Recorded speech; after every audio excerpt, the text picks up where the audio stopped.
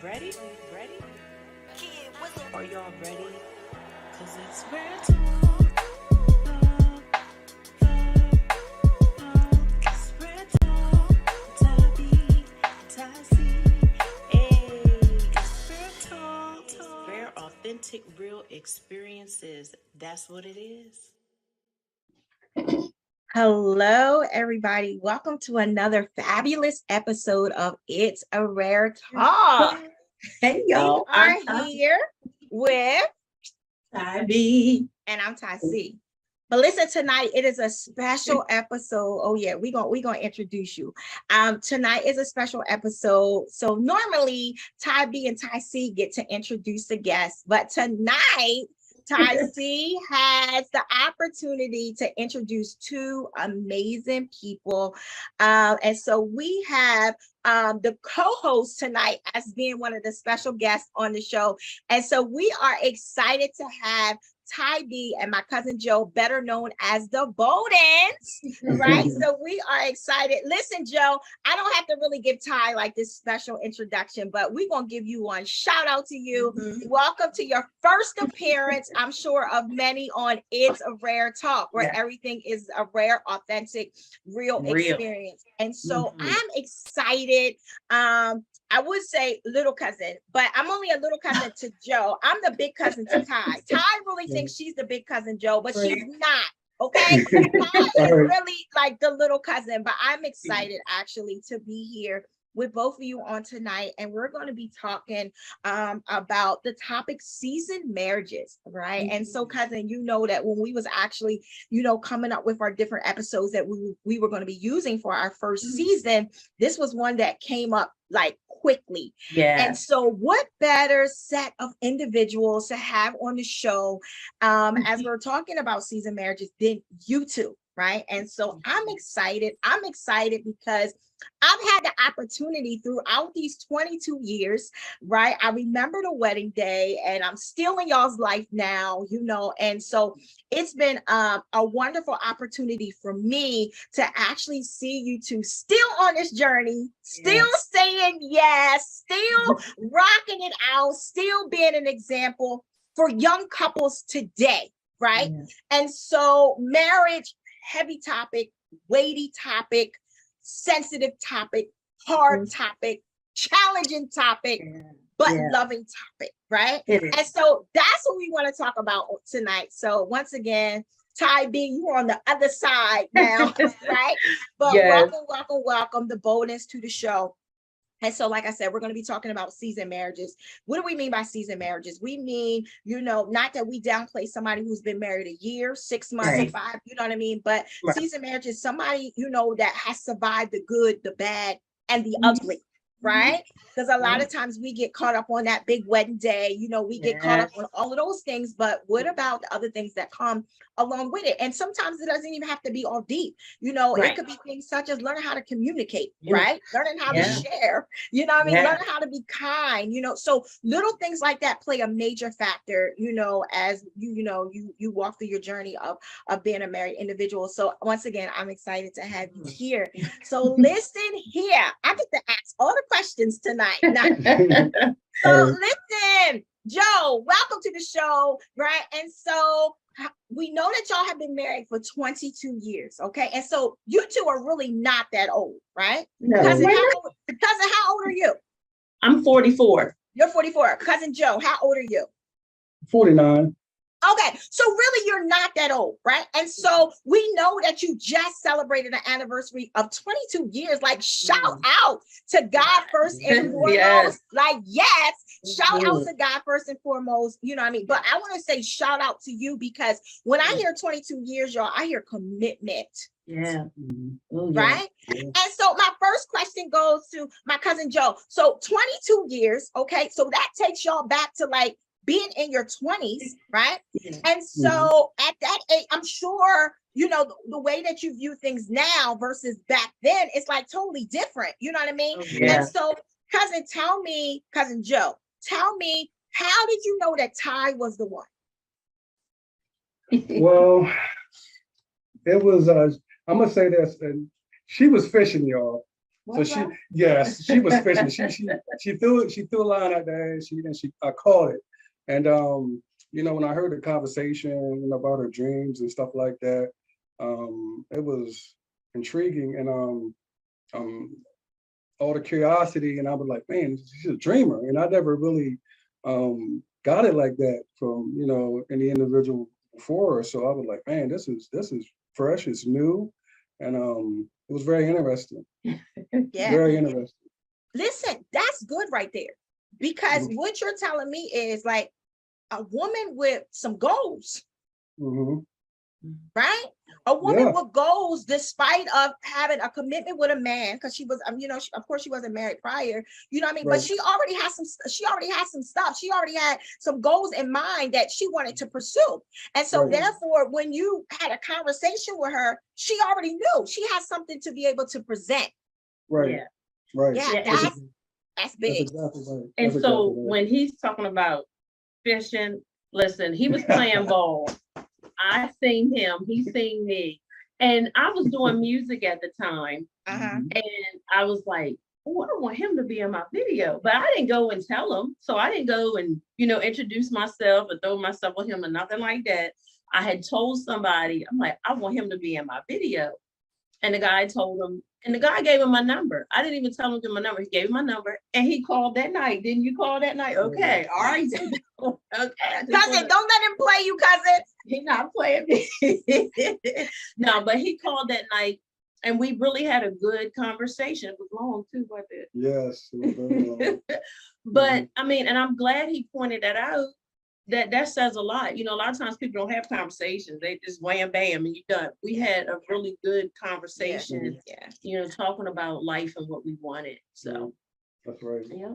I think that's good. I think that they'll see, and sometimes people may make that mistake of not putting those things on the line in the beginning, or sharing those things in the beginning, right? And then that just takes it into like a whole different direction. But I love how y'all shared that y'all went in knowing what each other's dreams and goals were. How long did y'all date before you said I do?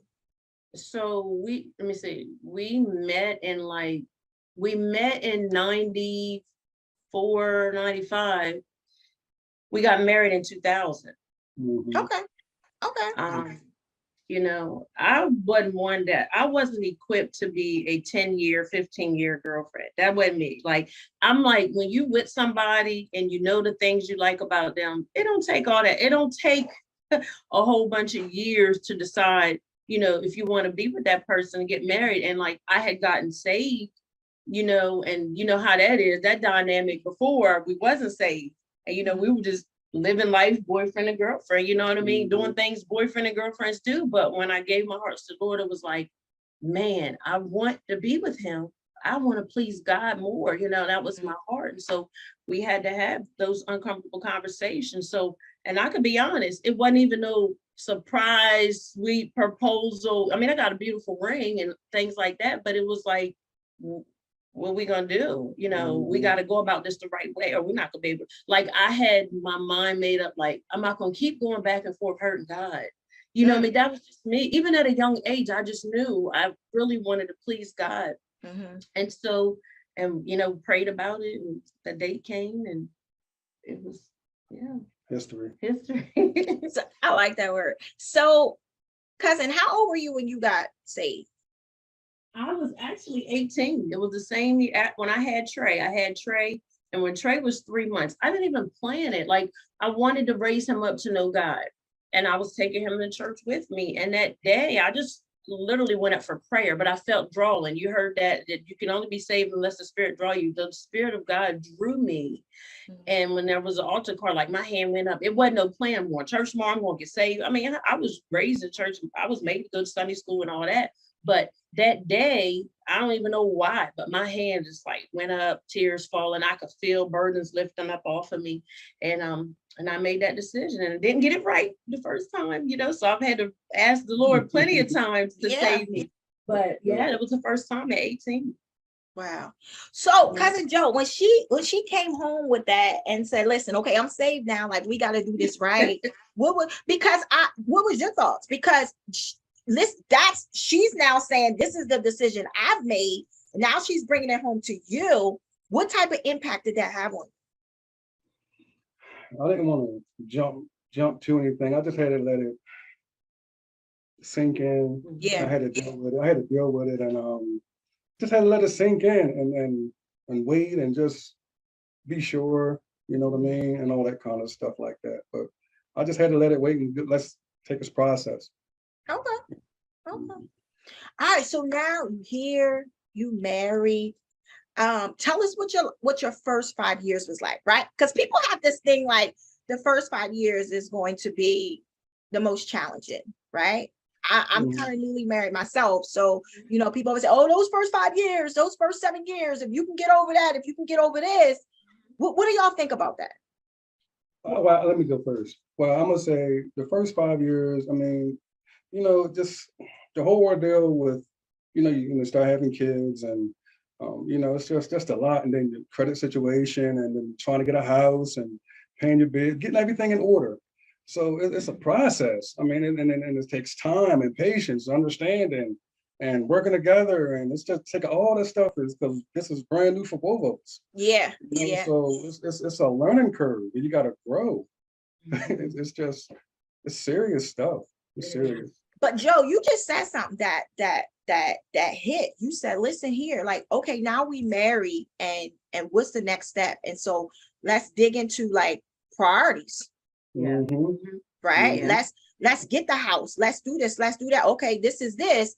Let's work together to get us where we need to be, right? So I'm already hearing like communication, right? Because I'm learning communication is much more broader than words. Right. A lot of times communication is action. You know what I mean? And so just listening to y'all say, okay, this is the situation. Let's work together. How was that? Because to me, y'all were young.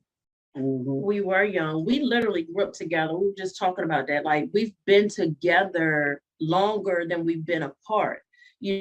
So I was 22 when we got married, but I was 17 when we met. Yeah.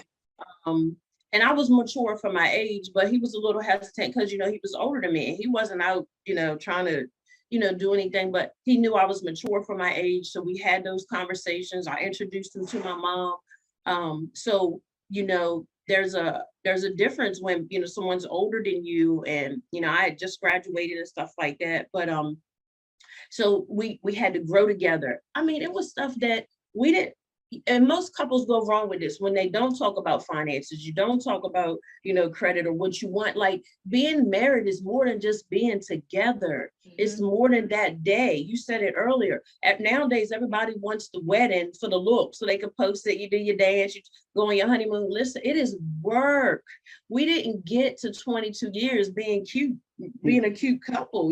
There were plenty of uncomfortable conversations. There were plenty of tears. There were plenty of conversations we didn't get right. We didn't handle them right. But I'm going to back up because I know you're going to ask us about a trying time in our marriage, but the most trying time was before we got married. Before we got married, and I had gotten saved, there's a different, things are different. We go from, being intimate to like, we can't do this, like, because I want to please God, you know what I'm saying? And there's no shame because we are in our now. Yeah. But he was in a situation that he didn't know God, and made a decision and had to live with it. But it affected me. And and I because we can't get around it. Like I'm not gonna paddle around it, so there was some infidelity, but we weren't married, like I said. And I ain't do second chances. This is how I know this is a God thing. I didn't do second chances. One time was all I gave. So I really had to get to the place of God. How do I, forgive this man? If we're going to talk about marriage, like, I don't want to go through this again. How do I know he's going to uphold, and be the man that I need him to be, right? And then, before we get married, we find out that there's a baby that's his. So I have to process this. I have to deal with pain, embarrassment, betrayal, and still look at him like, Absolutely. after praying and knowing that he was my husband. That's Absolutely. the thing. I knew he was my husband. And so I had to heal during these first 5 years too, and still enjoy the honeymoon stage and not keep throwing it, because when you forgive, you can't keep bringing it back up, you know, but there's reminders, there's triggers and all that. And so it was not just a process, it was a transformation. I had to be renewed daily. I had to ask God for help all the time and still, you know, try to be the best wife I could be, you know, had to learn how to communicate. We had to learn how to listen to each other. Mm-hmm. And so here was one of the turning points. He came home one night and he asked me to come outside, and you had a song playing. You remember the song? All the time I play songs. But the one song, it was the TD Jakes love songs. And it was the song, matter of fact, there was a guy by the name of Jesse Campbell, and it was a song he was playing. And so he was like, just listen to the words. So I'm sitting there, because I went through the phase. I don't want you to touch me. I don't think, no, I didn't. I felt the dirty, like, I'm just being real. I was mad. I wanted him to hurt, wanted everybody hurt, you know what I'm saying? But I really wanted to heal. I did not want to be bitter. I didn't want to get married to get divorced. That was not the plan. I was in this. We was new. We said, I do. We're in this. Like, it ain't no back and forth. We ain't playing no games. We not sharing. Listen, we go about this the right way, right? So I'm sitting in the car and he played this song for me. And the song was called When God Gave Me You. And all I could do was cry, because listening to the words, like, it described our relationship, you know, and he has put in the work. When I say he has put in the work, he has proved that he's where he wanted to be. Because if not, he could have left a long time ago. I could have left a long time ago. So he has grown up. I've grown up. But wait, cousin, I want you to hold that part, because what I understand is, and this is what I love, because like you said, everybody has, this is our now, but everybody has a then, Everybody right? has a then. And so I've watched Joe travel, and it's amazing. Absolutely amazing. Yeah. Where God has him right now, right? Oh, yeah. And so this is why I'm so excited about this show, because it's never about how you start. Yeah. Right? The starting can be a little rough at times, right? And you share so much into that. And I'm watching Joe sit there and be humble, and I'm watching how God, and I don't want to get too much into his now, because I want him to be able to share it. But I love when that scripture says that all things work together for the good, because I see who he is now in God. It's amazing. Absolutely amazing. It blows my mind. Even, you know, and I know even with you sitting there sharing that, it's not the easiest thing to say, but that has made you an amazing marriage counselor without actually having the title, both of you, right? Because you have to, when you're able to survive, we ain't just talking about the good, when the money is right, when the kids is good, everything is well. No, listen here. It's the bad and the ugly that make you. It's the gutters of life. It's the valley experiences that make you. And I've watched what the valley experiences have done in your marriage, and I love it. I absolutely love it. And so I'm sorry about those years of pain, but I've watched God in both of your life turn that pain into purpose. It's amazing. And so what y'all, I don't even want to get too far into like to the end, but what I see is that what y'all went through is saving other people's marriages today. Yeah. And it didn't feel like that at the time. You know, it didn't feel like that at the time, because, you know, there were times I felt like I'm drowning in pain and, you know, drowning. But he kept showing up. He kept, you know, he always been a hard worker, always been a provider, always been a hands-on dad, not just the type of dad that tell the kids what to do, but showing them. And we had to learn how to be a husband and a wife. Like there was. Can we stop right there, cousin? Cousin, let's just stop right there, right? So here we are. We got these two individuals, because sometimes I think that's a lot of, as married individuals, we have to understand exactly what you just said right there. You got Ty and you got Joe. And now Ty and Joe need to learn how to be one. Yeah, exactly. Which is a challenge all by itself. Right? And you said we had to learn how to be husband and wife. Yes. I like that. because a lot of times people will get married and you still act like you boyfriend and girlfriend. You need to communicate what you're doing, where you're going.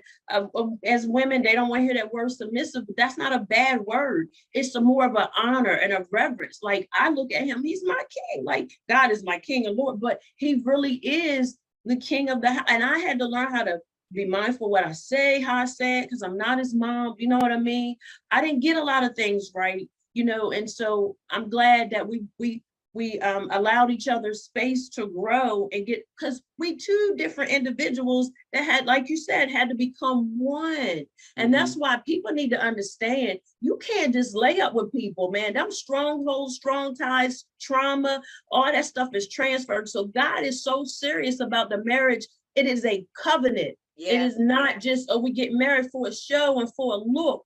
It is so sacred and serious to God that he don't play about it. And so we realize that this is not a joke, because we're supposed to honor God with how we treat each other. You know what I mean? So if I don't treat him right, I'm disregarding what God said. If he don't treat me right, and here's another thing, men that are husbands, it is biblical. If you don't honor your wife and treat her right, your prayer's hindered. If we're not honoring our husbands, God is not going to bless anything that we put our hands to do, right? So it's more than a look. I need people to understand that everybody want it. And then for those that say it's just a piece of paper or a ring, that is not true. When you really want to regard God, you're not going to treat it like a piece of paper and a ring. You know what I'm saying? Because that's who we have to answer to. God. We stood before him, we made those vows, and we took them seriously. Like, it is not a game. It's not for the faint. And I say it over and over again, how it's not a show. It is. But cousin, you said a word, and Joe, feel free to jump in wherever you want. Right. You said a word. You used the word covenant, right? Yeah. And so I think it's all in how people view a thing, right? And I think sometimes that's how it's just so because I'm learning myself. By no means do I have this area in my life perfected. Right. By no means as a wife, but I'm striving to learn, right? And so what does that mean? That means I tap into my resources. I tap into individuals who've been married longer than me. You know what I mean? I tap into people who can give me wise counsel, right? Yes. Because I want to be a great wife. Right. But because I'm still learning, like Joe talked about that learning curve, like I'm still learning. And so what I'm hearing you say is like, it's a covenant. This is something, this is an oath. This is something that you took, before God. And in order to have a reverence for it in that perspective, you have to have a reverence for God. You have to. If you don't have a reverence for God, you can't have a reverence for the covenant, because you won't understand the covenant. Right. And so I love that part right there. Like, you just said so much. Joe, what's on your mind? I know you're ready. Tell me what you got to say. Ready. Right. Mr. Ready right here. Right. That's my concept for living, man. That ready, you said that ready, that's my concept for living. Ultimately, it gives life. And I just wanted to rub off on people. That's my concept. Yeah. But I mean, I know everybody, life is learning. It is. I mean, I always say this, in God's realm is 100 perfect. In this realm we always going to fall less than. So we always going to be a work in progress. So we got to grow. Nobody's perfect, so we just got to, just understand there's a God. We want to please him in all our ways. And as a man, do my sole responsibility, raise my kids and do what I got to do by my wife, and just live and prosper and take care of my responsibility. Yeah. One of the things that I really, well, you'll ask that, so I ain't gonna move too fast. I'll wait. Wait, what does your shirt say? Mine, wife life. Oh, wife life. Let me find out. Mine says energy. Energy. Yeah, I see you, cousin. Go ahead and represent that t-shirt. So let me ask you this question. So we talked about growing together, and growing pains hurt. Growing pains can be challenging, right? Because you're still trying to become one. And so what I'm hearing, even now, like 22 years later, as we grow older, things change, our mindsets change, you know what I Yes. mean? Our kids, because you guys have 3 kids together, 3 boys, right? Mhm. 4 Mhm. children all together. And so Yeah. with that right there, listen here, I love even that. I Yeah. think that's amazing, right? The blended family, you know, and that may not be the case with every married couple, but it's the Right. case with a lot of married couples today, right? Mhm. That blended Mhm. family, the blended family is hard. You know what I Yeah. mean? That's not something that's easy, but it's doable. It is. It's doable. And there was a time all the boys lived with us. Even Khalil, he lived with us. It was years. And it was just, he was one of the boys, you know, Yeah. he wasn't treated no different, you know. Yeah. And we enjoyed them. Like we did a lot of things with them. But like I said, he was so hands-on and he's always been that way. And for him to have grown up without his mom or dad and no examples of marriage in front of him, really. I mean, he had older uncles that were married, but you know, but just to we had to learn this thing. We really did have to learn this. And so he was always been so hands-on. I mean, showing him how to cook, do laundry, pay the bills, you know, take care of the yard, the house, like all of it. He's never been the type of husband, well, this your job, you get in the kitchen, because he do 90% of the cooking, always has. He says it's gonna change, but he don't need to change, it's been working. But all the boys can cook now. You know what I'm saying? You know, they have seen what a man does. He shows up. He's always been hands-on with them, always show up supportive, not just financially, but he's been there for all of them, pouring into all of them.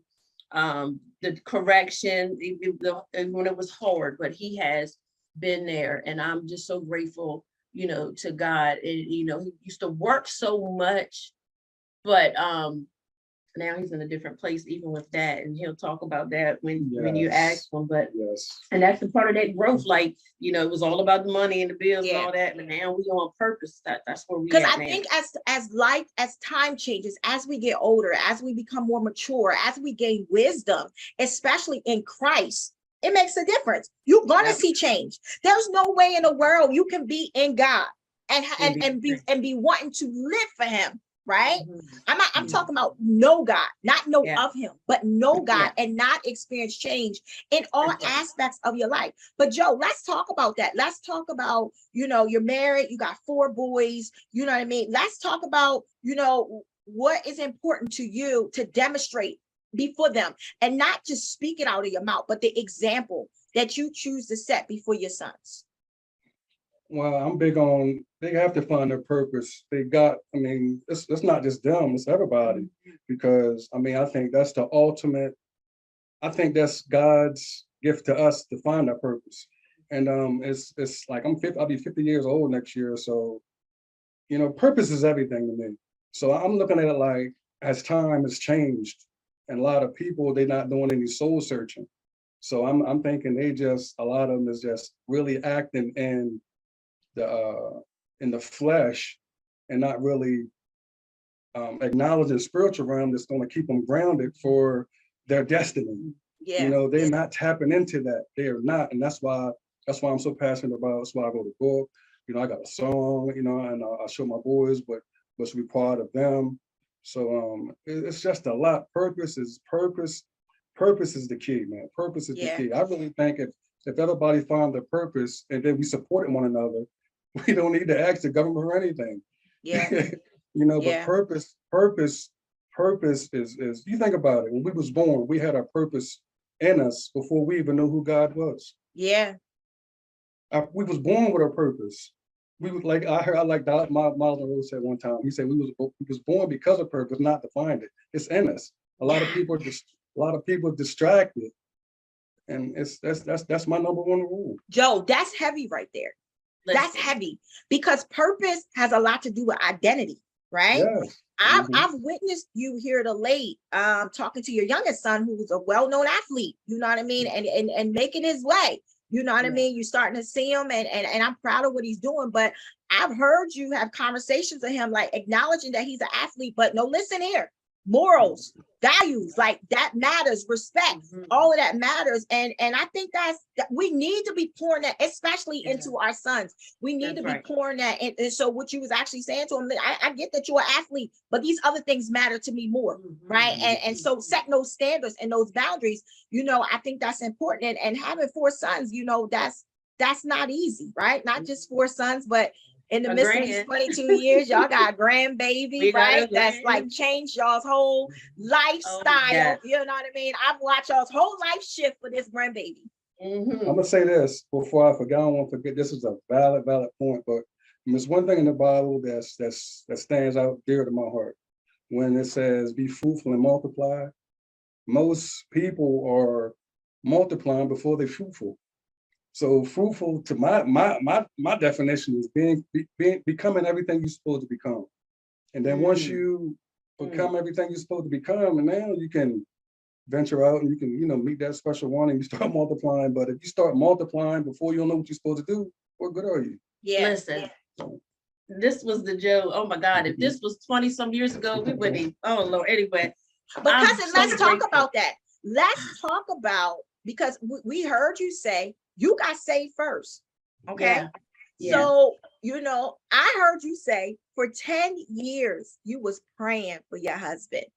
Man, listen, because I had it wrong. Like I wasn't shown or told, okay, once I got saved, I got to run to the church every time the church is open. I wasn't told my first ministry was home. That's first ministry. For anybody listening, your first work is at home. Your ministry is home. Your husband or your children, before you going out and trying to do everything for everybody else. And I had that wrong, and it caused some conflict, because I was gone. Or you know what I mean? Then if I come home and I don't have no energy for him, that's not fair to him. And I've been guilty of that. Yeah. And so, and God instituted family before there was church. You know what I'm saying? And so you do not neglect your husband. I'm not saying that there's never a time where, they have to be understanding and be like, oh, babe, well, I'm serving. You want to be doing what God wants you to do. But when you are married, this is your first work. It is. It is. And we have needs, and we need to take care of each other's needs, and everything isn't, in the bedroom or whatever, but even a mental, emotional needs. I've learned to be a big supporter of him. That's how we like, when he said he wanted to do something, I'm like, okay, babe, well, let's get it done. He's mentioned a book, help him get the book done. Anything that he desires to do, I'm his help. So Yeah. I'm not going to tear him down. I might question like, babe, well, what do you think about that? Are you sure? But not to ever discourage him. My job is to support him. And he does the same for me. He always says, babe, you just have star potential. You are really good at this. You're really good at that. And there was a video he was listening to of Miles Monroe. So many that has really helped the shift in his walk, right? One was when he was talking about the man finding his work. Remember that? And he said before he gets a woman, he was saying how the man is supposed to find his work. You remember that? The one with Miles Monroe. And then he was and then the one about being transformed. But anyway, my point even mentioning that was because when you were talking about the fruitfulness, that's on the same lines. Like people haven't found what they haven't started becoming, but they just want to go ahead and multiply. You know how it is. But it starts at home. That's why everything starts at home. At home first when they're young. Yeah. So that's where we fall in on this trouble. That's why the world is the way it is. Yeah, like it's so much dysfunction, and we really want to be a good example for our boys, not faking anything. They hear us if we never argue. That's one thing I can say. We don't argue. We've had disagreements. We've had dumb moments. I told you, I don't like dumb moments. We've had dumb moments where, it's a little quiet. What's wrong? It's wrong. You can feel it. So if something's off, we know when each other is off. But it's so much better when we're talking and we're able to, get through things. And so let's talk about that, cousin, because communication is a big thing in a marriage. But let's talk. So I remember, you was like, I prayed for my husband for 10 years, and then Joe got saved. Right? Mm-hmm. And what was that like? Because what was that like? Well, I ain't gonna say it felt different. I just didn't do foolish things. anymore. If that make any sense, but it's Mhm. everybody, like I said, everybody walk is different. But I went on and I committed myself, and I just didn't do foolish things anymore. Yeah. You grew up. Yeah, That- just didn't do foolish things anymore. That's how you sum it up. You You know? grow up. Mhm. Just didn't do any. I just put a lot of my focus in my work and soul searching and stuff like that, and seeing the bigger picture that I wanted for my boys. I wanted to be somebody that could be look up to, Yeah. and that's pretty much it. Yeah. Mhm. Yeah. That's good. One thing about God, he gonna change up everything. Anything that we allow him to, he gonna Dude, change it that's up. right. Right? That's He right. gonna change it up. And so I know even with that step right there made a major difference in your marriage. Oh, Right. yeah. Oh, yeah. And so you was talking about the communication, you call it dumb talks, right? My pastor like to call it intense fellowships, but even with that, so let's talk about communication, because you're gonna have times that you just don't agree. You know what I Yeah. mean? And so It doesn't have to become an argument.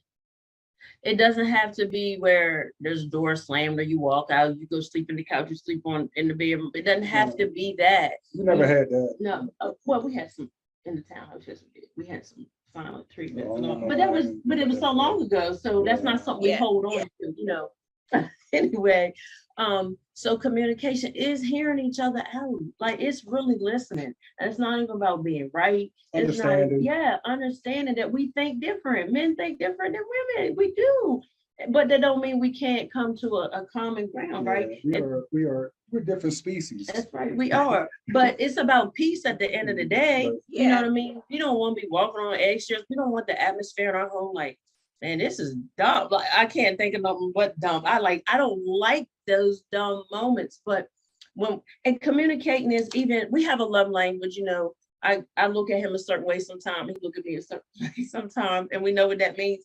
And then he holds, I hold his hand while driving. Well, he get to stop looking at me like that. But holding each other's hands, just listening, like really hearing each other out, and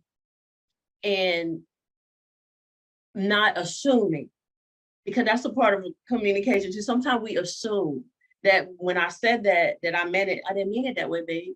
But no, you said, but I didn't mean it like that.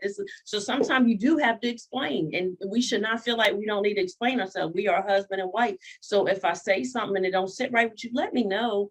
Don't take that and days in, and then you want to bring it up, and I'm thinking we good. Talk about it when I say it's okay. You know what I mean? Because you feel that when you become one, you feel all of that stuff. You feel all of it. And I'll say this to not take up a whole bunch of time as far as communication. We know the Bible talks about love is patient and love is kind. Oh, that ain't talking about the strangers, the one that you with, the one that you laying out, the one that you committed to. Like, God holds us at a high standard. Listen, we might not, I ain't do a lot of stuff right, neither one of us, but we decided, number one, we put away childish things. It ain't about being selfish, and not about being right. I ain't trying to prove like I told you so and all that. We're not doing none of that. Right. You know what I mean?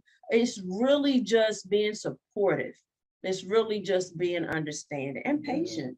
Yeah. And cousin, I remember something you told me earlier on in my married life. I'm still trying to catch up to y'all, right? I'm still in the single digit, Joe. I ain't made it to the double digit yet. But listen, you said something that has helped me tremendously, right? Words either hurt or help. Mm-hmm. That's true. And when you spit them out your mouth, what is your motive? And you can't take them back. Because what happened, I was on the phone with some individuals one day, and they're not married, but they in a relationship, and you could feel from the volume and all that was said, I was feeling, my spirit was almost vexed from it, right? And immediately the Holy Spirit said, if it don't come out in love, it's going to bring home. I was like, what? And I heard it again, and I kept hearing it, and I had to say that to them. I'm like, hold up, y'all, stop. The Lord just let it be known. What you're saying, your words hurt. They either gonna hurt or they're gonna help. That, you know what I'm saying? And so I took that. God was letting me know that too. Yeah, it applies to me too. But I was Yeah. able to share that and help other couples. And that's true, because you can't take it back. You can apologize, but you can't take it back.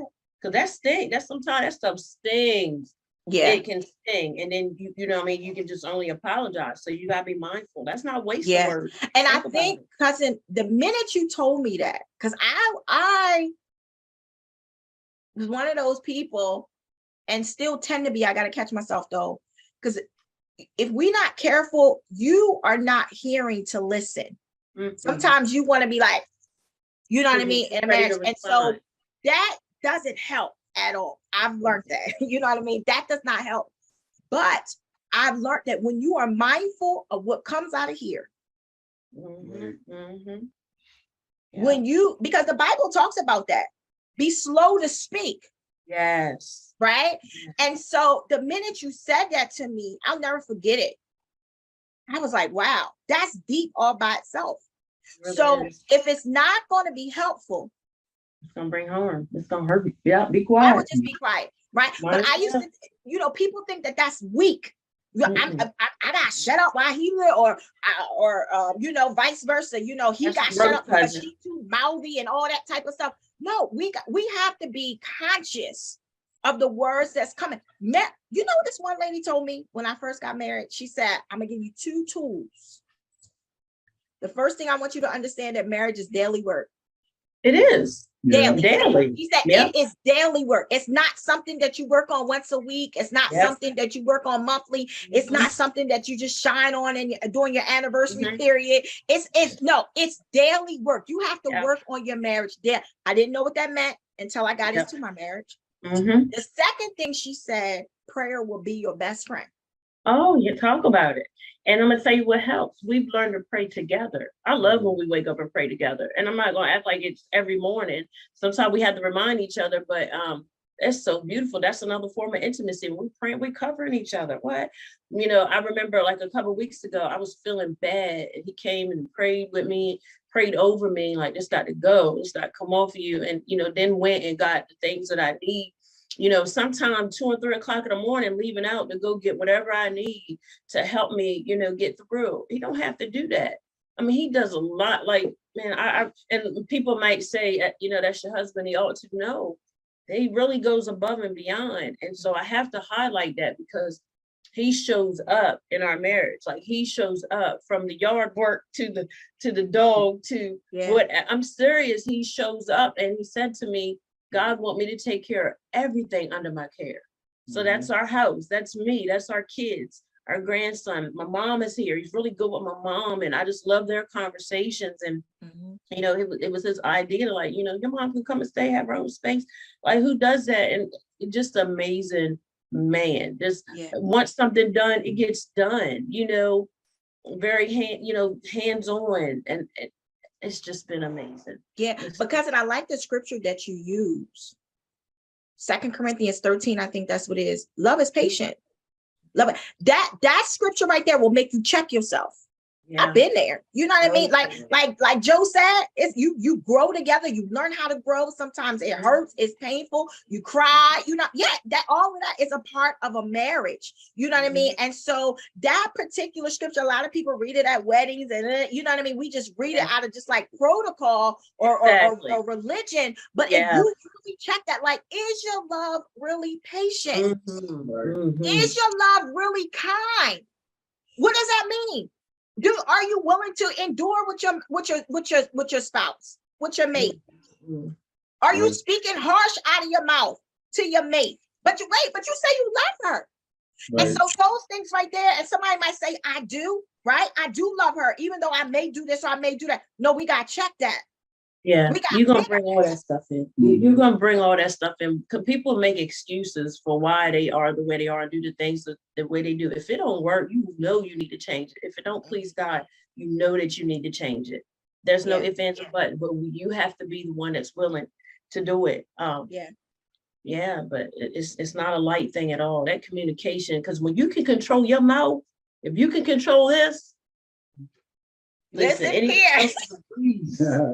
And here's the thing, it's okay to say, I need fixing in that area, right? It is. Sometimes you don't realize where you're at in a thing until a situation happens, right? Oh no, Mhm. I need to learn how to control my anger. Oh no, Oh, I yeah. need to learn how to control my words. Oh no, Yeah. I need to learn, like, certain things will, but you have to be willing to change Yeah. and say Yeah. it's okay to change, right? Some people say, oh, I'm just like this. I'm gonna be like this till I die. Well, Right. something's You'll wrong miss with that.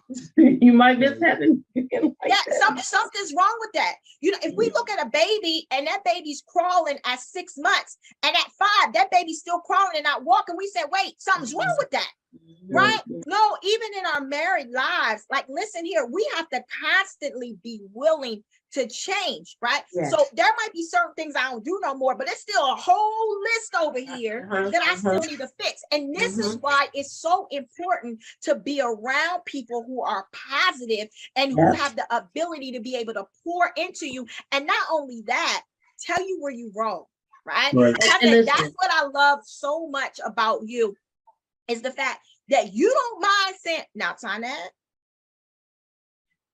no, you might say, now, cousin, can I share something with you? Right, you got that. Joe, Ty got that real smooth voice, right? So I'm really loud and just obnoxious by nature.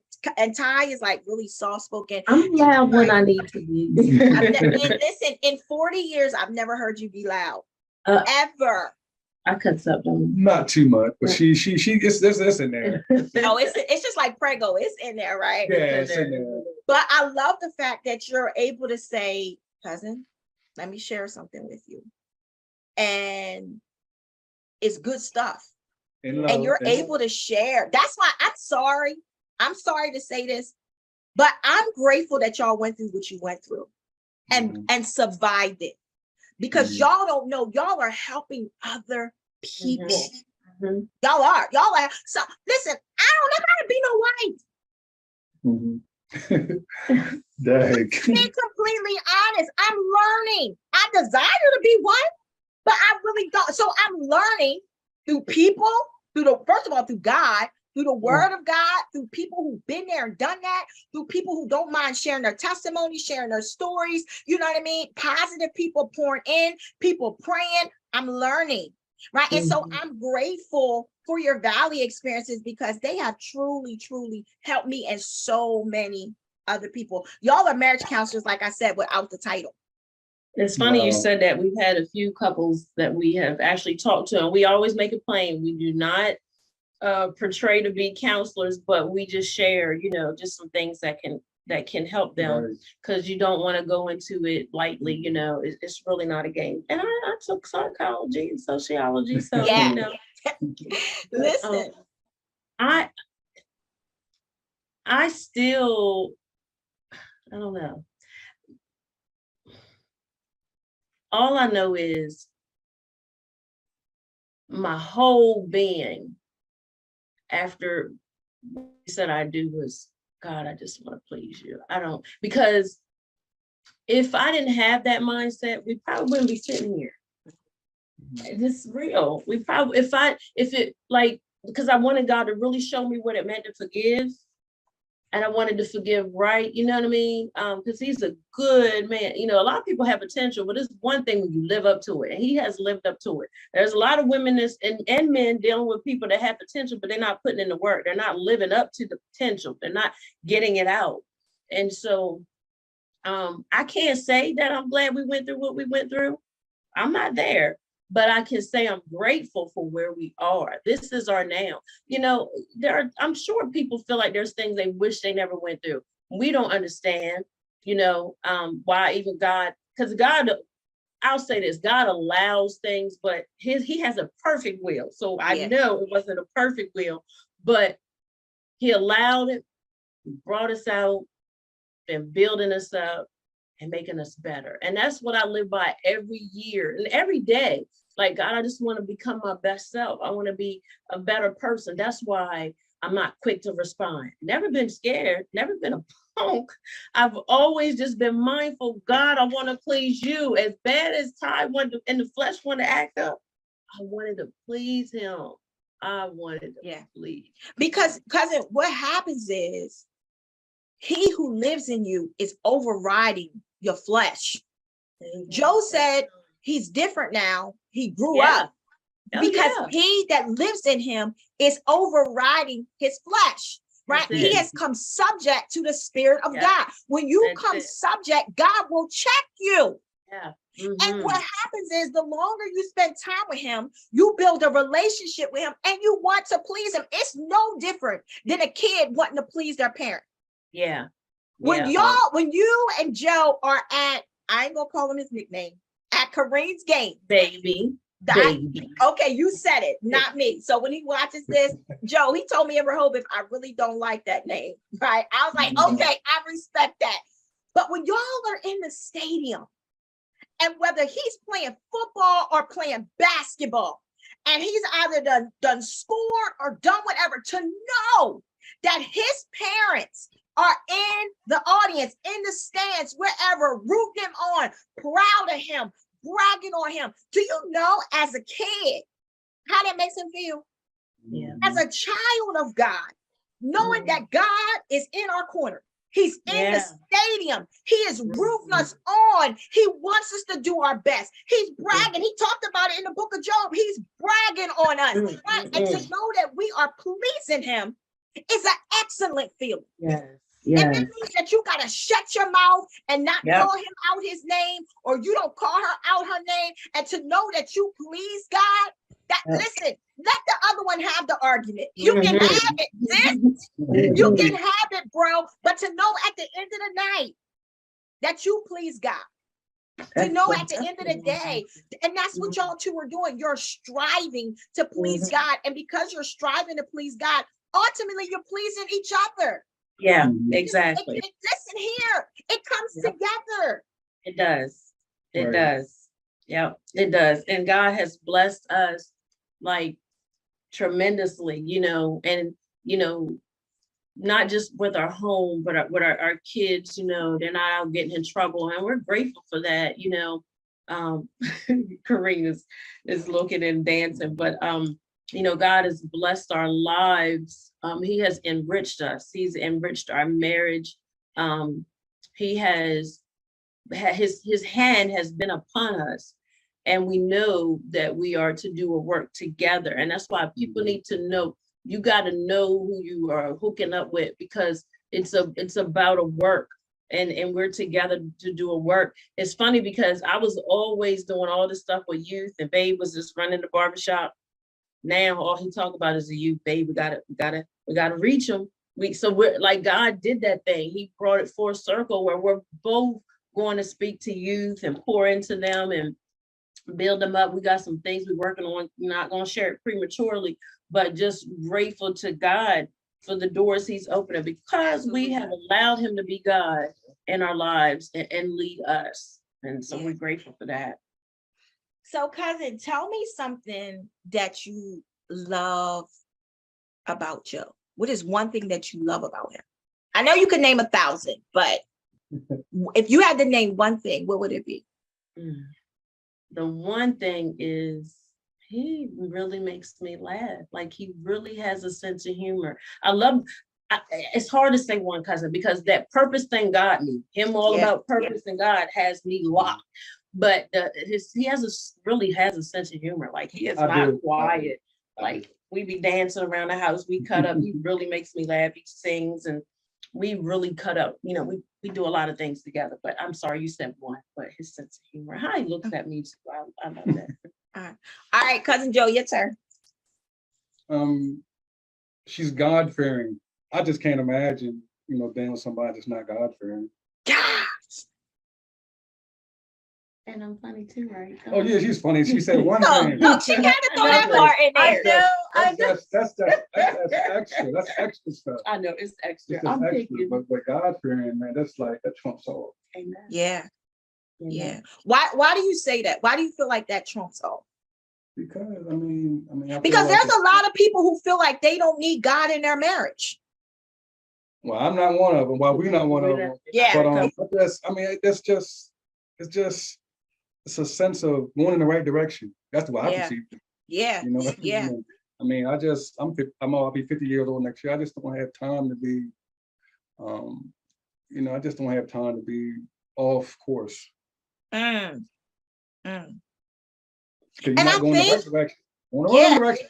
Yeah, I think with Christ, I can't stop saying it. Like he truly does make a difference. And as you're moving forth in ministry, because ministry is beyond the pulpit, right? A Yeah. lot of people think ministry is just about the pulpit. No, ministry goes beyond the pulpit, right?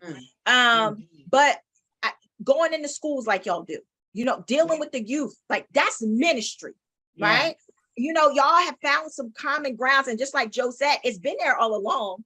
The Yeah. purpose has been there all along, right? Mhm. We don't have to go find purpose, right? Like he said, you don't have to go find it. It's there, right? Mhm. You just have to be able to identify who you are in Christ. And so now y'all have bypassed a whole bunch of the foolishness things and Yes. able to just focus on ministry. And I just think that is amazing. Yes, it's really enjoyable, you know. It's fun. Mhm. It's fun. We really do have a lot of fun, and Mhm. and that's the only way to really help your marriage. Like you gotta have fun. Mondays used to be our day. We would just ride, go pay our bills, go eat, just spend time. Like, and so if we can't do a Monday, we'll try to find other days or whatever. But that time together, he always talks about the realms. Oh yes. He always talks about the realms, and he always says. Lately, he's been saying, Three realms. How many people on here? I don't know, you can't see it. Okay, don't worry about it. I was going to share something, but I Just share about the realms, though. That part about just the only I'm realm. gonna see. Because you can't. Whatever she want to ask. Miss Whatever I want Hostess. to. Mhm. Well, I think I like what y'all just said, because this has like been an area since this is Rare Talk and we talk about things that are real, that balance thing, right? And to be completely honest, that's something I struggle with a little bit, because when you're kingdom minded, a lot of times the juices flow, Mhm. right? When you are a visionary, like you see, They don't stop either. but right, cousin, say it again.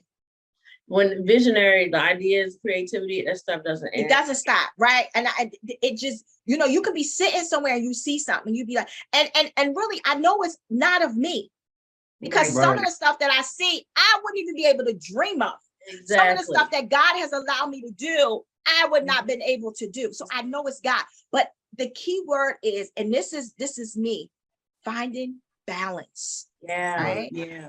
And so how do you, like, cousin, I heard you say, you're a singer, you know what I mean? You're a playwright, you've been in a lot of plays, you're a leader in the church, you know what I mean? And have been for a long time. You're a mom, you're a wife, you know what I mean? You have a job, like your plate, like we talked about when we first started the show, we were sitting at the table, Joe, and we was like, yo, our plates are full already. You know what I mean? Like you know how you got them sectional plates, but the stuff is like overflowing, like there's a lot, and we share so many common things, and that's what I love, right?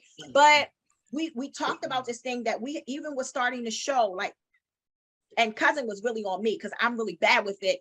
We gotta have balance. We gotta have balance. We gotta have balance. And so, how do you balance each other? How do you balance what you got going on in your life? Joe's a bar, he runs his own barbershop, you know what I mean? Very active with your children, up and down the road with your children. Joe does ministry himself, you know what I mean? Joe is an author, you know what I mean? He's out, I've seen him, a picture of you, cousin. I'm not sure where he was, but he was kind of like mentoring and talking to kids and all that. Like you got all of that going on. How do you balance it? There is not like a perfect way. You really do have to be like, Lord, like help me with some balance and structure, right? You have to have days where you don't do stuff unless you just resting, getting refreshed, restored, just talking to God downtime, because the hustle and bustle, it'd be like so much stuff going on. I can honestly say with all the things on my plate now, I am less burnt out and on the go. It seemed like I'm still all over the place, but I'm not. But when I first started out, I was burnt out and I was everywhere and I felt overwhelmed. I do not feel overwhelmed. All this stuff, I don't feel overwhelmed because I know how to say no, and I know how to pray about things and, discern what not to do and where not to go now. And before I didn't, it was just an invite, I'm gone. Babe, hey, I got this invite now and it's not. And now, I want him with me, hey, what can we do together? I don't want to be where I'm always gone and he's home. And because it was a lot of that, him working a lot and I was always gone, so he had missed some things. But then, so now, but it's barbershop. Because you were 5 days a week or 6 at one time? Oh, at one time, in the beginning was Almost it was 6, 7, every almost day. every I day. mean, it was almost like when I came home from barber school, I was Mhm. cutting hair Friday, Saturday, Sunday, working pressing forward, working overnight in the evening, and it Mhm. was just woof. Yeah, it was a lot. Yeah. So It was now, a lot. but God, Mhm. when you're doing what you're supposed to do, God will lighten it. And so Mhm. now 3 days a So I week. work 3 days a week now. I got a lot more time to put a lot of my energy in this magnificent plan the Lord has put on my heart. Yeah. Yeah, I like to make you and laugh. even sitting down having the family meetings and discussions, that's necessary. We have them with That's our good. grandchildren. Talk about Oh, that. Because here's the Yeah, thing, marriage is not, marriage consists of so many components, so many. so many Mhm. pieces. Like we've talked so far, we talked about the covenant, we've talked about growth, we've Yeah. talked about salvation. You know what I mean? We've talked about communication. We've talked Yeah. about balance, like just trying to learn all. And so each person consists of all these different components that we're talking about. And now you got two people in one house and you got to figure it all out, right? And you know what, Wow. cousin, you cannot be jealous of each other, and in your giftings, you have to be each other's biggest supporter. You cannot feel intimidated. You got to be confident in who you are. And we balance each other. Like sometimes if we're out, people calling for appointments or whatever, nowadays he'll be like, no, I ain't working this day. I ain't working past that. He has set boundaries. And before he was just like, man, I'm just gonna cut till the money stop. You know what I mean? And his mindset has changed. Because he always says, I was fixing people up. Oh, I'll let you say that. wow. Being a barber, it's just it's exterior. I'm thinking internal for longevity now. Yeah. Haircuts change all the time. I mean, I'll share that on the next one. But I'm just saying, like, the haircuts and hairstyles change all the time, and it's exterior. My desire with my book and my next mission is more internal. So this is, like I said, my concept is life. Yeah. So Yeah, what and I so really we- hear though, Joe, like you Each other really counts, see though. he's really focusing on his spiritual work, Mhm, mhm. which is going to take care of the natural work. Yeah, That's Right. Lord. I found that out. When you put God first and his Yep. stuff first, he takes care of everything else. You know what I mean? Everything. And listen, Joe, when we take care of God first, you saying you down to 3 days, he will send more clients in the midst of 3 days because you're Oh. taking care of Yeah. his business than he would if you was open up 7 days. I know it to be true. That's right. It is true. That's It true. is true. We That's cannot true. beat God. We cannot beat him. Not at all. Not We at all. can't It's beat crazy. It's crazy because if it wasn't for the pandemic, I probably still had my barbershop in Fellowburg. I probably still be working 6 days a week. And But the Lord orchestrated yeah, that thing. yeah. He moved for us. He shut the country down so I could work on this plan. He always said, he said, man, the Lord shut everything down so he could have me home. Yeah. And then now focusing on, But you know the what, big cousin? picture. Joe, you know what, for real, if a lot of us would grab a hold of that, we would all Yeah. see that. You know Yeah. what? I did the math one day. I did the math. I did the math from when I first started renting. I did the math for my rent, and I did the math for my electricity. All my expenses over the years. If I just had a place to come from the beginning, I probably wouldn't have to work anymore. Yeah. But it was yeah. a lesson learned. Yeah. It was Yeah. a lesson learned, and I Yeah. had to go through it to really appreciate where I am now. That's good stuff. That's That's great good stuff. stuff. You know Because what I mean? I'll say this real quick, when it comes to like if husband and wives having schedules, y'all should talk about them together. Babe, what you got going on? Like do it ahead of time. So then when that day come, it don't seem like, oh, you ain't telling me, or I ain't know you had that. Like Yeah. you need to, like sometimes we'll just go get a hotel, we'll just go away. Like it's good to do that, or just taking a ride somewhere, or you really better make it intentional about spending time together. I'm serious. You don't want, and when you see something that ain't right, address it right away, work on it right away. Like if I said something and I came off too hard, babe, bring it to my attention. Then don't wait till a week later, then tell me like, I can't work on it. Yeah. I mean, you know what Yeah. I'm saying? Let me know.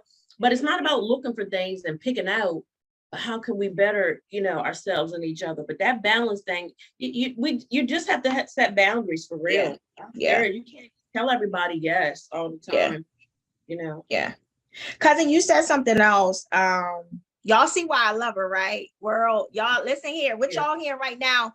Listen, I hear on a regular, and I'm grateful, you know what I mean? As I attempt to perfect this. And perfect means never be the perfect wife, as what Webster would say, but that's not even what perfection means. Mature. God, grow That's up right.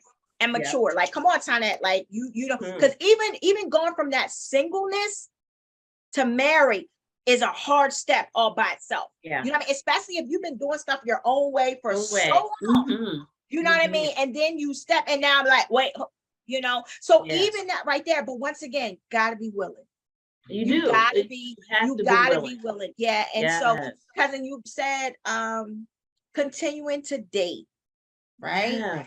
Like Mhm. you've helped me so much, even just now, like being completely honest. Continuing to date. What do you mean by that? Like the time together. I'm sorry, it don't everything don't have to consist of spending money.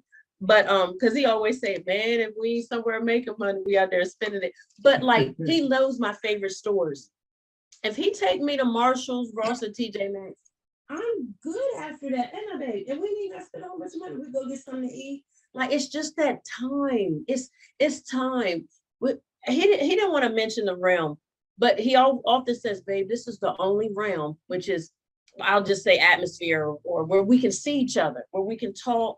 And because when we depart from here, we're not going to be together. So we want to enjoy it, not fussing, not angry. So going out to eat, we were at Olive Garden maybe a couple of weeks ago. Remember we got that some pasta or the soup or whatever. It was cold in there, but it was just to be with him. I look at his big eyes, we sitting across from each other. I'm just batting my eyes at him, like just getting out. You know, we were we were in Ocean City for October, I think, and you were sitting up. He had your feet propped up. He just wanted to look at the water, and I was like, okay, we're gonna get a room where he could just sit and look at the water and just chill. We went out to eat that night and came back. We rested. Like, I mean, just dating, remembering your why. You got to refresh that thing because everything is in the beginning. Wait, cousin, what you say? I want to make sure we caught that. You said remembering your why. Yeah, everybody talks about remembering your why when you start a business, but you need to remember your why. You said That's I good. do, That's and good. that you those vows, because people are not upholding their part of the vow. That's why I don't really get into. I love weddings, but the wedding is really for the guests. The marriage, that's Yeah. the two that decide to become one, and that Yeah. 3-strand cord, God has Yeah. to be in the middle, and people don't have him, God, in the middle. They really don't. Yeah. And you can see because now they feel like they can't reconcile. Well, Mhm. when people can't reconcile, that means it's pride, ego, or somebody don't want change. Mm. It's pride, ego, somebody don't want to change. But when you got willing people that are willing to change and keep God in it, man, he Yeah. can bring it out and really bless your life around. And let's talk about this, like, because this is an important topic. It really, really is. And cousin, you know, our thing is to throw people a line of hope. That's it. Yeah. Like, cousin, I don't know who's gonna listen to this. We might be helping to save somebody's marriage today. Like, we really don't know. And so I'm grateful. But let's talk about not being afraid to ask for help. Now, granted, I do believe as a married couple that you have to be careful, you know what I mean, with who you share your stuff with and who you seek counsel with, you know what I mean? You know, everybody can't speak into your marriage, you know what I mean? Right. But I do not believe that you should be fearful or pride, right? My coworker just told me the other day that pride stands for people resisting individual deliverance from evil. When you are prideful, you are resisting deliverance. You are blocking it. You're saying, I don't want it. You're saying, get it away from me. You're saying, I like being like this. I was born like this. I'm going to die like this. I've always been like this. I ain't changing for nobody. Nothing's healthy about that. If you really want to know the truth, because just like Joe said, even now at being almost 50 years old, he doesn't have the same mindset when he was 22. That's right. Marriage now at the age of 43 and 49 or 44, 44 and 49 has to look totally different than when y'all said I do 22 years ago. Oh, yes. Oh my, it has to look totally different. Totally different, yes. Oh, the my only God. way now that it looks different, some change had to take place, you know. And so let's talk about that. Not being fearful to ask for help. Listen, me and my husband, me and my wife, we in a tough place right now. I need help. And you know what? I can honestly say we didn't have, before we got counsel before marriage. I don't think we've had to have counsel while we were married. We literally counseled ourselves. Like we really just Communicated, talked it out, prayed, cried, found some scripture or whatever. I mean, I think I've talked to his sister before because she gives sound, Yeah. advice. She's gonna tell me no opinion. She's gonna tell me what God said, and that is it. And so, but I really haven't had to seek it out. There was a couple that I knew of that I really looked up to. I loved how they would call each other sweet little nicknames, and we always have nicknames for each other. But I just thought it was so cute. They would be on the phone. She'd be like, "Hi, honey," and I was like, I ain't never heard somebody call her. But I'm always calling her, "Hey, babe," "Hey, hon," or we call each other love and all that. But it looks totally different from when we first said I do. But it's what we make it. That has always been our, not really mantra or a motto, but our marriage is what we make it. There were people that said stuff to him before he got married. "Man, I don't know if you want to get married, you're going to be like," get away from marriage bashers. And I ain't gonna say you don't want to hear from those that are not together anymore, because they may have something they can share with you, but you do have to be mindful who you're talking to. Everybody don't want to see married couples together. Everybody don't like it. There are women that don't care if a man is married. There are men that don't care if a woman is married. They will still shoot their shot, throw themselves at him and all that. But when you realize that covenant, we ain't playing here. I'm gonna share this with you because I remembered it, but I ain't gonna take long. I met this woman that was married. I don't even remember where I met her at. I think I was like at a book club or somebody's house. And she was talking about this woman was intentionally pursuing her husband, and she was hurting. She was just praying. That woman, God took her out. He took the woman out that was fooling with her husband, because God is serious about covenant. And why did I share that? Because if people gonna play, because there are people that will get married but still do their mess, living a double life and all that. Everything comes out in the light. Everything. We can't get nothing past God. Everything come out. Now people got DMs, inboxes, texts. Guess what? God will show you. God even showed me in a dream what had transpired before we got married. The Lord showed me it in a dream what happened. God will reveal stuff to you when you're close to him. But tell people, don't play with it. Do not play with it. It is serious. It is so serious. But I like also what you said when you said that you was talking to your friend on the phone and you would hear your friend say, or they would say, "Hey, honey," or whatever. And you like, wait, but mine don't say that. We, even in that part right there, we got to be careful because we will tend to compare. Yeah. Right. Mm-hmm. And what I've learned over time is that folk will show folk what they want to see, and so that's why I never really compare, because anybody can make anything look good. Facebook is known for that. Okay. Listen, I'm so not caught up on what I see on Facebook because Facebook is nothing but an image. Okay. And so I ain't knocking people for what they post on their own pages. That's completely up to them. What I do know is that marriage is work and marriage is real. And I'm not saying that all days are bad. That's not what I'm saying. Oh, no. Right? And I'm not saying that you shouldn't post on your page, but what I'm saying is I never really get caught up on what somebody else is doing, right? Because people have, like I said, they can butter it up. They can do whatever. I'm not saying you're supposed to air all your stuff out on Facebook either. I don't believe in that social media, sharing all that. I don't believe in none of that type of stuff, right? Listen here. That has helped us. That has helped us in our marriage, not going to people with our business, putting everything out. We don't blast each other out, like a lot of stuff, because I didn't even get on Facebook when it first came out. Like I took a long time, but I like to share highlights, good things, you know what I mean? Because if we're going through something, it's between us and God anyway. Now, if he give us the liberty to share it, to help somebody, but it's not a show and it's nothing to fake, we love on each other. We really do. Right. And if we have a moment, it's going to be a moment. We're not going to make that moment a season, because that's where couples can go wrong. You have a bad moment. Instead of you working on it, it becomes a season in your marriage. Really, let's go there. Listen, and so to our producer, it's Ty's fault. Okay. Listen, part two. No, hold on. So listen, when we get the message, I'll be like, it's Ty B's fault, right? But no, this is good. This is good. I because I like what you just said right there too. That was like so deep. You said something may happen. Let it last for a second. Don't make it a season. Yeah. What do you mean You can by make that? it a season, because even when Trey and Deja had their accident and baby passed away, I was in a dark place, depression, whatever. I was supposed to lead service, didn't want to be there, didn't want to sing, I didn't want to hear anything. And the Holy Spirit said to me, don't make a moment a season.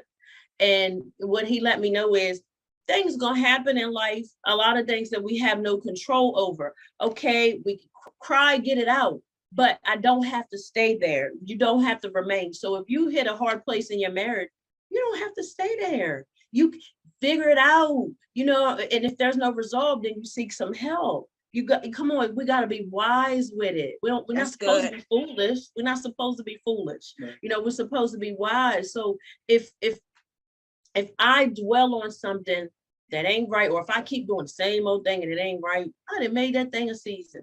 Even grief can be a season.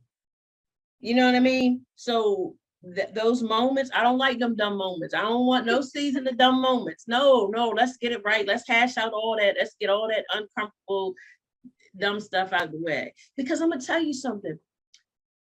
The enemy doesn't like unity. He doesn't like the covenant. So he always gonna try to bring that conflict between husband and wife and the children and those closest to you. Come on, y'all know the word. Always. So why are we not beating him at his game? Why are we letting him infiltrate and come in and mess in when we know that's his plan? He's not happy that we made it to 22 years and still counting. So wait, cousin, another nugget. Yo, you dropping them tonight. Both of y'all are. Listen, you said the enemy doesn't want to see unity. So he's going to do whatever to separate, Exactly. right? So you said, why are we not beating him? Why are we not going at him? Because oftentimes we go at each other. Exactly. We fight, And it's not even spouses the fight enemy. one another instead of fighting the Fighting in there. instigator. The instigator, right? The He is instigator. an instigator. Yes. You know what I mean? Yes. He is the one that's coming in and causing chaos and confusion. It's the spirit behind either spouse that you may have an issue with or whatever's going on. Yeah. The enemy is behind that. And so that's a good point right there. You know what I mean? Go after the instigator. Go after the troublemaker, put him out. How do you beat them? Being lovey-dovey, kiss on each other, compliment each other. How would you really talk? Like, I brought him some lunch today, baby. Was surprising him. He surprised me all the time. He always come in the house with my favorite things. You know what I mean? Sometimes I'm thinking something and he comes in the house with it or he says it. You know what I mean? Like, that's just how close we are together now. So how we beat the enemy? Babe, we gotta pray, because I know this ain't even right. You know what I mean? We know that we had a moments, you know what I'm saying? We realize it, like, man, I'm telling you. So sometimes we don't always have breakfast together, but because I get to work from home a lot, we get to spend a lot more time together. I'll go ahead and do my emails and he'll answer his calls, and then we come back together. We get a lot more time, together. But we able to beat the enemy, because if we're apart all the time and we're not communicating, the enemy has a field day. If we haven't reconciled, if we go to sleep angry, that's the foothold for him to get in. You know what I mean? And so you just have to put him out. But I think a big thing for me, since we being transparent, is just apologizing. Yo, humble yourself and apologize, right? No, check yourself. Yeah. Right. That was that thing right there. But I'm glad the Lord is dealing with me like that, because I don't want to be this jacked up person. Like, a lot of us are jacked up. A lot of us are dealing with the inner us, the inner me. Us. They say the enemy, the envy. Inside of me, we're dealing with the ugly parts of ourselves. Yeah, you. Yes, you know what I mean? Yes, husband. Yes, wife. Whoever you want. We have to deal with the inner parts of ourselves. And sometimes they not pretty, right? Because a lot of times how we've been raised, what we've been taught, you know what I mean? How our parents may have felt, how our parents view life, or whoever our guardian was that has raised us plays a major influence on our life. Yes. Some of the stuff that I used to say, right? And that I heard it growing up. Some of the ways I used to act, I seen it growing up. You know what I'm saying? And so therefore I brought all of that stuff with me into my marriage. Right? And so as time goes on, Joe, as God checks me, whether it be through an intense fellowship or whatever, you know what I mean? If you are true with God and allow him to be true with you, he will convict you. Mhm. They will. He will make Yeah, you be like, we no, both- like, go ahead, cousin. I was just gonna say, we both had to, babe, I'm sorry, didn't come out right, just apologize, he's had to do that plenty of times, and I've had to do the same thing, and then That's wake humbling. up and we keep it moving, Yeah, that's humbling. And being willing, I guess, to let it go. Right. Mhm, As women, yes. sometimes, and Joe, you can speak for men, but as women, sometimes we hold on to stuff, man. Like that's the Yes. somebody just told me something happened the other night. I was doing something and I was sharing it with somebody, and she said to me, okay, that was yesterday, you can let it go. Right. But I wasn't ready to let it go, cousin. But when she said it, I'm like, wait, hold up. The Lord done let me wake up this morning. My kids are good. My health is good. Like, what bringing that into another day, right? And so from that point, I said, okay, done. But once again, it matters who you sitting at the table with. Okay, it matters who is feeding into your ear, who you're having wholesome conversations with. That's why I don't like doing all that little dumb gossip stuff. It don't get you nowhere. No, let me sit with somebody who is able to pour into me and make me check myself. Because ultimately, I'm just going to be a better being, not just for God, but for my husband. You know what I mean? For my children. Even as a mother, I've had to go back and apologize to my children. Oh, yeah. Same here. Mm-hmm. I've had to go back and say, listen, y'all, mommy did not do that right. Mm-hmm. Mommy did not say that right. I was wrong for that. You know what I mean? But I had to learn that because I was raised. You know what I say? Right? If she watching, cousin, if she watching, I'm gonna hear it in the end, right? I'm gonna get the phone call tonight. What you were saying, sorry. Right? But I was raised, you do as I say and not what I do. Right. But to me, growing up, Joe, that's weird. You know, that don't make sense because as parents, we are the influencers in the house. So how you gonna do so? And I'm not saying that she was like this parent who did crazy stuff in front of me, but that's what they believed back in the day. I'm the parent and you do what I tell you to do and don't worry about what I do. That just doesn't make sense to me. And so therefore I had to break that in my own home when I became a mom, so so life is all about changing. Life is all about, Joe, as you say, self-evaluation, self-reflections, you know what I mean? And because every day we should desire to want to grow. That's it. And be better. We're vessels. Yeah. We're just going to be used by good or bad. That's good, Joe. Yeah. So Joe, say that again, Joe. We're vessels, so you figure if God is in the spiritual realm and the spiritual's in us, we either gonna let the adversary use us or let God use us. That's it. No, as Maury Povich say, who your daddy? Who is your daddy? Right? Who are you going to let influence you the most? That's good stuff. Listen here, it's been a blessing to be able to watch y'all grow. And so I love when I'm able to witness it with my own eyes. That's why I know God has truly done it. It's amazing. I love both of y'all. I'm excited to see where God is going to continue to take your ministry as a whole. You know what I mean? It's amazing. Y'all's kids is growing up. Y'all about to be empty nesters and stuff like that. Right. And I just believe, no empty nesters. Ty, you like me. They don't have to. I want them to do things. I want them my thing is be where God wants you to be. I want you to fulfill purpose. It ain't about them being all across the world. No, I want them to know what they're supposed to be doing. Make sure they're ready. Make sure they're ready. That's a good point, Joe. That's a good point. And cousin, you already know I'm for that. You know, I already say I want the Greenleaf house and my kids can have a quarter. Yeah, the Greenleaf house. Everybody have a quarter. Everybody come to meet for dinner, then going back to your spaces, right?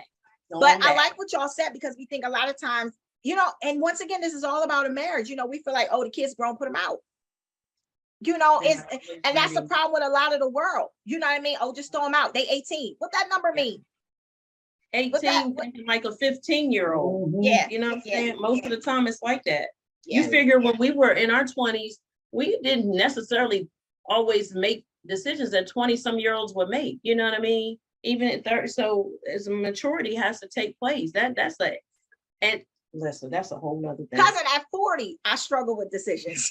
You hear what I'm saying? So I definitely get that. But what I meant, like, as far as the empty, y'all babies are growing up, right? And Yeah. so I know Yeah. that's been a big ministry alone, just Oh, with yeah. raising your boys and just being supportive to them in their dreams. And, you know, and I'm watching y'all parent them at different levels. And that's what I love. Like, you love all three, but, you know, you understand that all three, I mean, four of them need you in a different way. You know what I Yeah. mean? And I don't want to leave Khalil out because, you know, Okay. I've watched Khalil come to family gatherings and all of Mhm. that. And cousin, I love how you have embraced Yeah. him, and he's doing great Yeah. himself. You know what I mean? It's great to Mhm. hear the good things that he is doing as Yes. well. So I'm just excited to see what God is going to do in the marriage of the Boldens. And so listen, we're going to end the show. If y'all can give any advice to anybody, Joe, first starting with you, what would you like to say? I want to paint a picture first. Okay. You ready? Yes. I'm gonna try to do it so the viewers can understand it and see how serious life is. Okay. All right. So, and I want everybody to think about this individually. So you think about everybody when they came in this world by themselves. So you think about since God started creation, you figure thousands and thousands of years to get to their existence. All right. So you got all these years to get to their existence, tens of thousands of years. And then you got your departure date. So we don't know when that is. So somewhere is going to be between 0 and 100.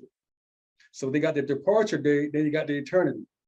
So we got a small window to make the necessary change that's necessary for this world.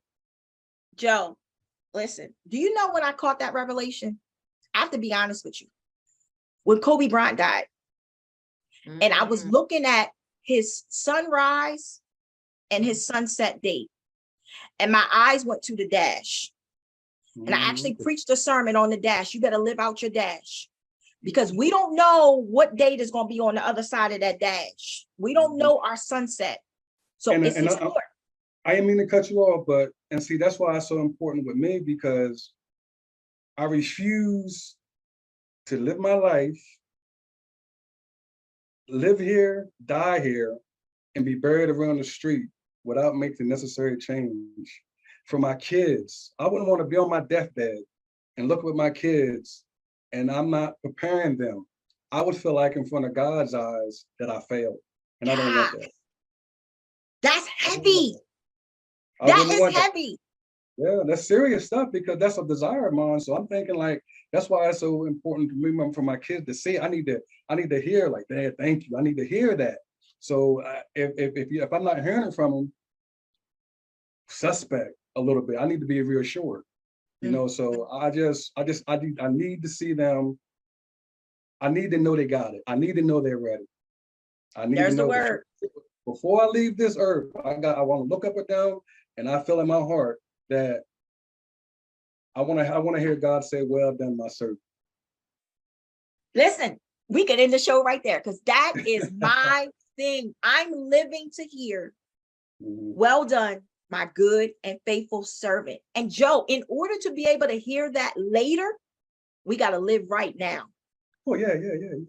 Right. And so go ahead. No, so what I like what you're saying, because it's about purpose. We have to take advantage of the now. Oh yes. That's it. That's good stuff. It is. I mean, because I feel like I think about what Jesus. Jesus was a man, so my purpose, I think about what he did, and I'm trying to, if I believe in him, I gotta follow his ways and be a help to others rather than just myself. That's good stuff. Cousin, that's good stuff, girl. It is. So I get to hear his I get to hear the sermons all the time. I'm the first one that gets to hear him. I'm like, yes, thank you, Lord. Bless the Lord. And I can attest to what he's saying. It is true. At the end of it all, it's all about purpose. But I will say this to any couples out there, whether you're married or you desire to be married, you know, this is what God honors. Because we live in a time where anything goes. And that's not, if we want to please God, you can't live like that. Anything goes, marry whoever you want to marry, be whoever, do what you want to do. No, and think he's gonna bless it. He's not. So those marriages, don't take them lightly, get the help. If you need help, ask for help, but remember your why, enjoy it, like have fun, create memories, like, it is what you make it. You think about all that money and time you invested in planning in that big day. Come on now. It's about pleasing God, and it is a beautiful thing, and that's what God honors. He does not honor the common law. Listen, I ain't getting into the common law, but people think because they've been together for so long that you just be together. No, go about it the right way. Let's do it God's way. I'm going to end with that. Let's do things God's way so we can please Him, and make change in the world. Well, as the host tonight, Ty C, I would just like to thank the host, Ty B, and her husband, Joe, for being a part of It's Rare Talk. Thank y'all so much for your transparency. Listen, I know y'all helped somebody tonight. First of all, you helped me, okay? As y'all was talking, like, because if you want to be a better person, like Joe, that he kept saying, a self-evaluation, you have to do a self-evaluation, and God is still using people. He's still using people to help and to build and to empower another person. And so I know that y'all truly help somebody on tonight. Once again, I'm excited about what God is going to continue to do in your life. I'm so glad that y'all are my cousins, so I get to see it firsthand. Absolutely. So to all of our viewers, thank you so much for hanging out as we talked about seasoned marriage. We really, really appreciate you. Thank you for being a part. We are getting ready to conclude our first season, so we are definitely excited about that. Listen, y'all, if you haven't had a chance to catch up on, we're getting ready to be on our 13th episode. So if you have not had a chance to check out our 13 episodes, listen, they all will be available to you very, very soon. We will be in the beginning of 2023, we will be airing on television. So we definitely are excited about that as we get our ducks in a row, cousin. Listen, God has done some great things for us in such a short period of time. I remember when we was working on it at your house, Joe was like, just get it done. You know what I'm saying? Stop talking about it and just get it done, And so we thank you for your support, as well as my husband's support, being behind the scenes and allowing us to be able to do what we need to do for our show. We are definitely excited. So listen, guys, if you are not following us, please make sure you follow us on It's Rare Talk on Facebook. We will soon be on Instagram as well as YouTube. As we begin to promote our show on our cable television stations, we will be sure to let you know that as well. Listen, if you are interested on being a part of It's Rare Talk, you have something that you want to talk about, feel free to send us a message at itsraretalk@gmail.com. Absolutely. That's going to be an inside joke forever. Listen, Joe, get tired to tell you about it behind the camera, right? So once again, we thank you so much for hanging out. And until next time, it's rare, authentic, real experiences with Ty B and Ty C. That's what it is, y'all. Have a good one. Are you ready? Are y'all ready? Because it's rare talk. It's rare talk. Ty B, Ty C. Hey, it's rare talk. Rare, authentic, real experiences. That's what it is.